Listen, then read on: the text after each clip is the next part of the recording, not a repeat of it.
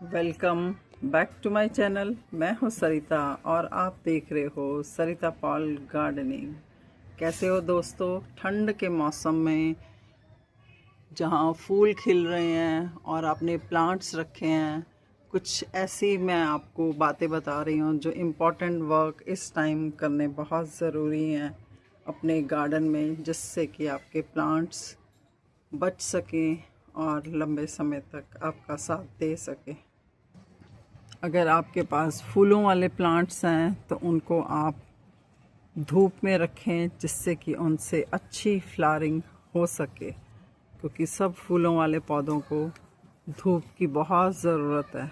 मैंने भी ये सारे यहाँ दीवार के ऊपर रखे हुए हैं, जहाँ इनके ऊपर फ्लावरिंग अच्छी हो रही है, क्योंकि फूलों वाले पौधे तभी चलते हैं जब उनको अच्छी धूप मिलती रहती है। और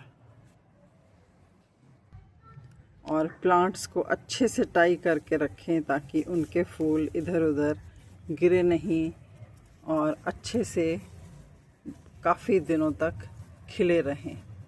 और जो फूल खिल चुके हैं उनकी डेड हेडिंग करनी बहुत ज़रूरी है। बहुत सी गुलदाउदी ऐसी है जो काफ़ी दिनों से खिली हुई है, महीनों से खिली हुई है, और उनमें इस तरह का ब्राउन पार्ट सा आना शुरू हो गया, तो इनके लिए मुझे प्रूनिंग करना बहुत ज़रूरी है। इस तरह से इनकी डेड हेडिंग ऊपर से करते रहें। कोई भी जो ऐसे फ्लावर्स हैं, और इनको सब फूलों को फेंके नहीं, कंपोस्ट बिन में डालते रहें, तब ये बहुत लंबे टाइम तक नई बर्ड्स आती रहेंगी और फूल खिलते रहेंगे। तो ये काम आपको इस टाइम विंटर में करना बहुत ज़रूरी है। नेक्स्ट जो मैं काम बता रही हूँ वो है कि जो प्लांट सेंसिटिव हैं, जिनको अभी डोरमेंट हैं, उनको आपको छत के नीचे रखना है ताकि उनमें ठंड और फ्रॉस्ट से वो बचे रहें। अगर उनके पत्ते गिर भी रहे हैं या इस तरह से पीले हो रहे हैं तो आप उनकी प्रूनिंग करते रहें। इस तरह ब्राउन होते हुए पत्ते, कोई बीमारी नहीं है इनको, बस आप इनको कटिंग करके निकालते रहें ताकि उसके नीचे मिली बग्स वगैरह ना लगे और प्लांट आपके सुरक्षित रहें। इस तरह आप इनको छत के नीचे रख के इनको सेव कर सकते हैं ताकि डायरेक्ट इनके ऊपर फ्रॉस्ट ना पड़े और ज़्यादा ठंड में रात को ना रहें ये।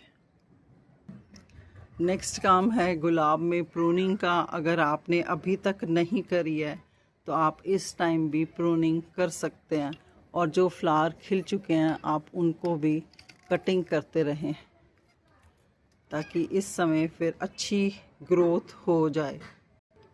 और जो साइड्स में गुलाब के सक्कर्स निकलते हैं ना, उनको आपको हटाना बहुत ज़रूरी है, जिससे कि प्लांट का वो न्यूट्रिशन ले लेते हैं और प्लांट अच्छे से बढ़ नहीं पाता।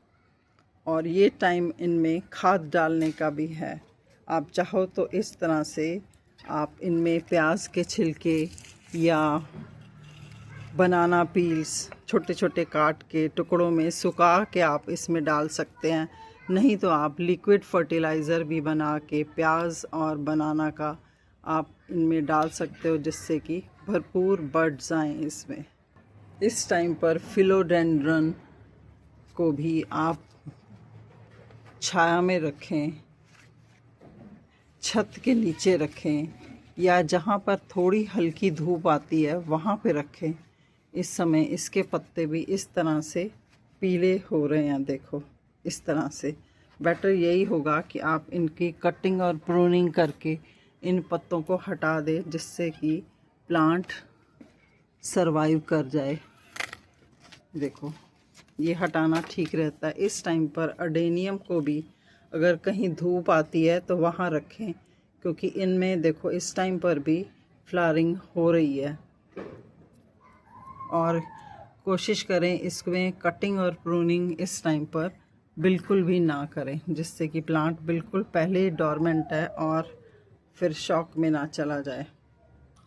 और जो प्लांट इस टाइम पर रीपॉटिंग मांग रहे हैं उनको भी रीपॉटिंग से अभी ना करें तो वो ही अच्छा है। और जो प्लांट्स डोरमेंट हैं उसमें फर्टिलाइज़र तो बिल्कुल ना डालें, और कोशिश करें कि उसमें पानी भी 10 दिन में, हफ्ते में ही डालें, जिससे कि वो प्लांट ज़्यादा ओवर वाटर होके मर ना जाएं। अगर कुछ प्लांट इस तरह से डोरमेंट हैं और वो बाहर पड़े हैं तो उनमें आप नीचे मल्चिंग कर सकते हैं। मल्चिंग करने के लिए आप इस तरह से सूखे पत्ते इसमें डाल सकते हैं, राइस हस्क डाल सकते हैं, जिससे कि उन प्लांट्स में नीचे ज़्यादा ठंड ना लगे उनको और वो सुरक्षित रहें। कुछ प्लांट्स को आप इस तरह से पॉली बैग से भी ऊपर से कवर कर सकते हैं, जिससे कि वो प्लांट सीधी डायरेक्ट उनके ऊपर ठंड ना पड़े। इस टाइम पर भरपूर सब्जियां होती हैं, गाजर, पालक, ब्रोकली, गोभी, उन सब के छिलके आप इकट्ठे करके कंपोस्टिंग कर सकते हैं उसकी, और एक एक लेयर लगा के आप खाद बनाने के लिए उपयोग कर सकते हैं। बेस्ट टाइम है ये। आप एक एक लेयर मिट्टी की, पत्तों की लगा के, किचन वेस्ट सारा डाल के आप खाद बनाने का काम भी इस टाइम पर कर सकते हैं। इस टाइम पर जो आपके सकुलेंट्स हैं उनकी बेस्ट ग्रोथ का टाइम है, तो आप उनको ऐसी जगह पर लोकेट करें जहां पर उनको थोड़ी सनलाइट मिल सके और वो अच्छे से चल सकें। सकुलेंट्स आप न्यू ऐड भी कर सकते हैं अपने गार्डन में, ये टाइम उनकी ग्रोथ का है। और एक से अनेक प्लांट भी बना सकते हैं, क्योंकि इस टाइम पे वो बहुत ज़्यादा ग्रोथ कर रहे हैं। ये देखो मेरा पीनट कैक्टस किस तरह से बढ़िया कितनी ग्रोथ कर रहा है। इनकी आप न्यू प्लांट्स भी बना सकते हैं, इनके लीफ से इनकी रीपॉटिंग भी कर सकते हैं। ये देखो लीफ प्रोपेगेशन हो रही है इस टाइम पर। सकुलेंट लवर्स हैं तो आप नए सकुलेंट्स आप ऐड भी कर सकते हैं इस टाइम पर। ये देखो कुछ और भी लीफ प्रोपेगेशन हो रही है इस टाइम पर, तो आप इनमें खाद ज़रूर डालें इसमें। नेक्स्ट काम करने वाला जो इस समय है वो है, आप जितनी भी आपने विंटर की सब्जियां लगाई हुई हैं उनकी आप कटिंग ज़रूर करते रहें, क्योंकि जितनी आप इनमें कटिंग करेंगे उतने ही ज़्यादा इसमें और ज़्यादा ग्रोथ होगी। मेथी, पालक इस समय पर बहुत ज़्यादा आपके गार्डन में लग रही होगी, तो उसकी हार्वेस्ट ज़रूर करते रहें।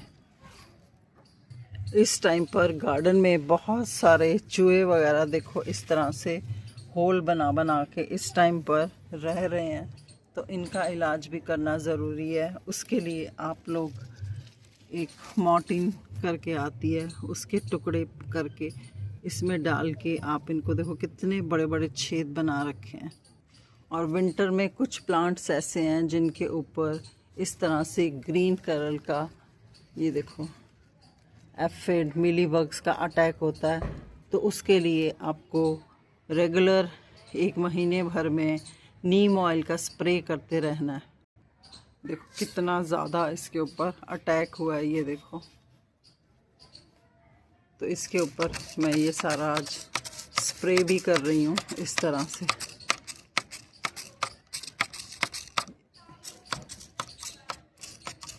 नहीं तो ये पूरे का पूरा फूल खिलने से पहले ही ख़त्म हो जाएगा। ये देखो बहुत ज़्यादा ही इसके ऊपर अटैक हुआ है मिलीबग्स का। कुछ पार्ट को तो मैंने प्रूनिंग करके हटा दिया है। ये देखो अगर नहीं ध्यान रखेंगे तो ये बिल्कुल ही ख़त्म हो जाएंगे फूल सारे। और जो फूल इस टाइम पर खिल रहे हैं उसमें आप इस समय सीवीड लिक्विड एक्सट्रैक्ट आप डाल सकते हैं, जिससे कि उनमें जो फ्लावरिंग है लंबे समय तक चलती रहे। और इन्फेक्टेड पार्ट अगर है कोई भी तो आप उसको वहाँ से हटा दें।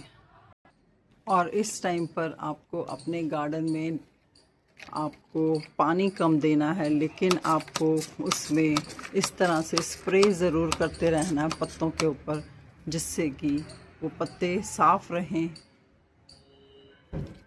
और उनको न्यूट्रिशन मिलता रहे। पानी गमलों में भर भर के नहीं देना है, पानी तभी देना है जिससे जबकि आपको मिट्टी सूखी नज़र आए। वहाँ पर आप 1 हफ्ते तक का इंतज़ार भी कर सकते हैं, क्योंकि सर्दियों में पानी की रिक्वायरमेंट कम होती है। अब ये देखो मेरी ब्रिटिश आइवी के ऊपर भी इस समय ये ब्लैक से कीड़ों का अटैक हुआ है, तो इसके ऊपर भी नीम ऑयल का स्प्रे मैं कर रही हूँ। ये देखो लगता है कि जैसे कुछ नहीं होता इनको, जो सर्दियों में ग्रोथ करने वाले प्लांट्स हैं। पहले तो आप इनको पानी से ही धो के ट्राई करें, और इस समय इसके न्यू प्लांट्स भी बना सकते हैं। अगर आपको लगता है कि कुछ प्लांट सरवाइव नहीं करने वाले, तो आप उनको निकाल के पहले ही पानी में डाल सकते हैं, जिससे कि उनकी रूट्स वहाँ अच्छी बन जाएं और वो प्लांट आपका सरवाइव कर जाएगा।